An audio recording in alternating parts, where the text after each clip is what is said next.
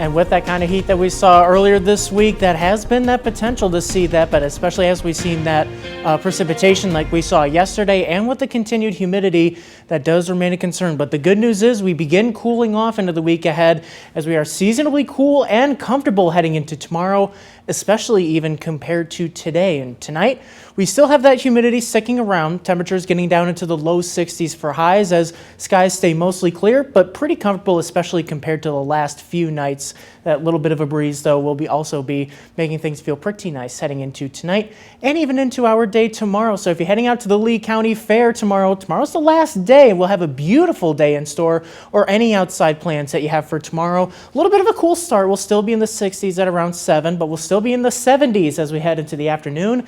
But it's not going to get much warmer than that. We'll be struggling to reach the 80-degree mark, even though we see plenty of sunshine throughout the day. Tomorrow's high temperature just at 80 degrees for, some spots, although most spots probably won't be seeing the 80-degree mark as we see even less humid conditions compared to today. Really going to feel like a very pleasant late July day with seasonably cool temperatures. In fact, it looks like it's going to be the first day below average in terms of our temperatures in a week. Last Sunday was the last day below average as we had very warm temperatures up to 10 degrees above average earlier this week. But since then, since those storms last night, we're beginning to drop our temperatures. And in fact, tomorrow, if we don't reach the 80-degree mark, that'll be the first day in 2 weeks that we have not seen the 80-degree mark. So pretty cool weather that we have in store for our day tomorrow. The other thing is that humidity. Much more comfortable conditions compared to today when we were at humid levels. Tomorrow we're in that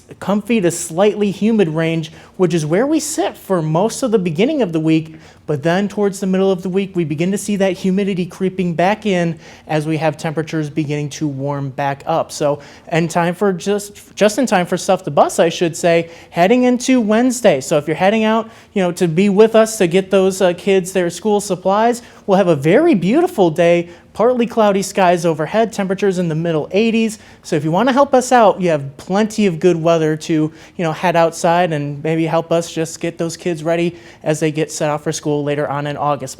But then, looking later on, it looks like we'll be staying cool as the long range outlook features leaning temperatures towards below average territory heading into the middle of the month. And we begin to see that here later on in the extended forecast.